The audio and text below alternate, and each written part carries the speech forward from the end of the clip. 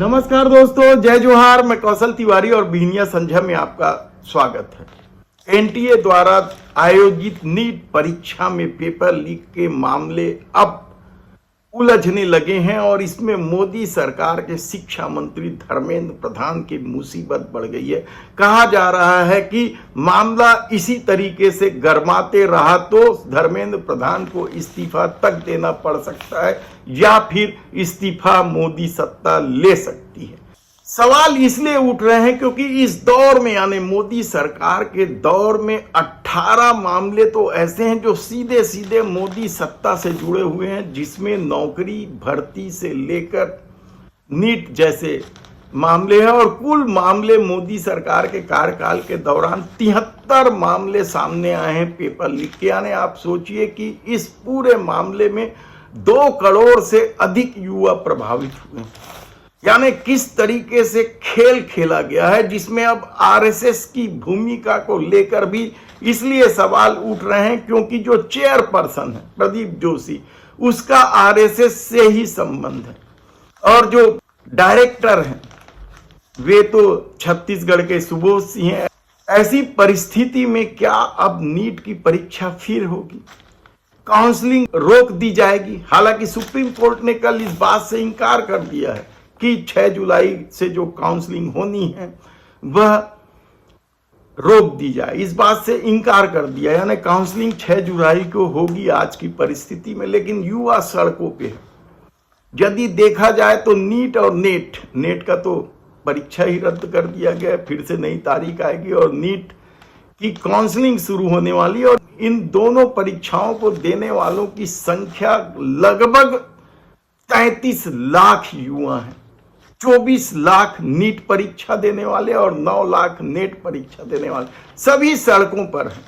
और कांग्रेस ने इस मामले में मोदी सत्ता को घेरने में कोई कसर बाकी नहीं रखी और कहा है कि लड़ाई संसद से सड़क तक चलेगी जब तक सरकार दोषियों के खिलाफ कड़ी कार्रवाई नहीं करती है, जब तक सरकार शिक्षा मंत्री से इस्तीफा नहीं लेती है, तब तक यह लड़ाई जारी रहेगी। राहुल गांधी ने तो बकायदा वीडियो जारी करके नीट के विद्यार्थियों के साथ खड़े होने की बात कही।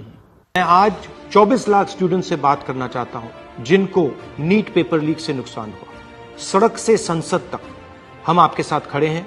24 लाख स्टूडेंट से मैं कहना चाहता हूं, आप अकेले नहीं हो। पिछले 7 साल में 70 बार पेपर लीक हुआ है और 2 करोड़ युवाओं को पेपर लीक से नुकसान हुआ है।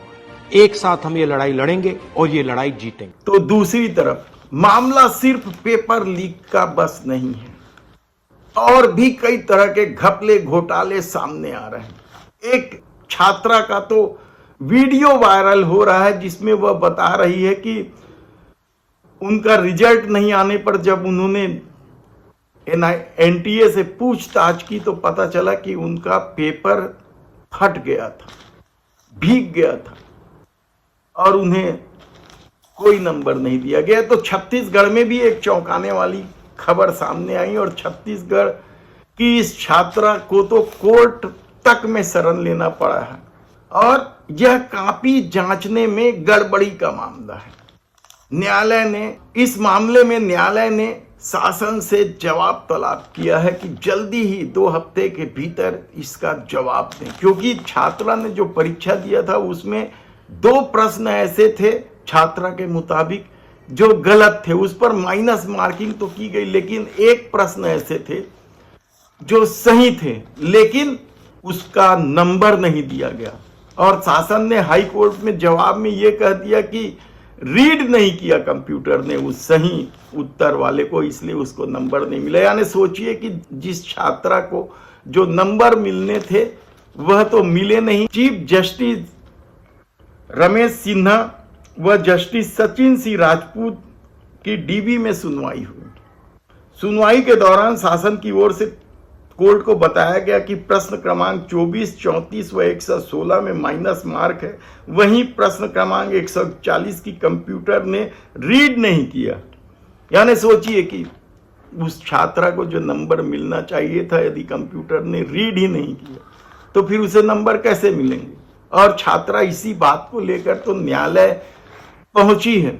यानी यदि परीक्षा देने वालों को न्यायालय तक जाना पड़े तो आप सोचिए कि किस हद तक लापरवाही की गई है नीट की परीक्षा के पेपर जांचने में भी। कृपांक का तो अलग मामला है, पहले तो वह स्वीकार ही नहीं कर रही थी, बाद में उसने स्वीकार किया। उसमें भी अभी तक ये यह बताने को तैयार नहीं है कि आखिर उसने किसी को कृपांक दिया था तो किस आधार पर दिया था। न्यायालय ने शासन का जो जवाब आया है कि कंप्यूटर रीड नहीं कर पाई उस प्रश्न को, 141 नंबर के प्रश्न को, उसको लेकर जवाब तलब किया और 2 हफ्ते के भीतर जवाब मांगा है। तो दूसरी तरफ देश भर में जिस तरीके से नीट को लेकर आंदोलन हुआ वैसा ही आंदोलन रायपुर में भी हुआ, कांग्रेसियों ने किया और अब दूसरे दल के लोग भी करने वाले हैं।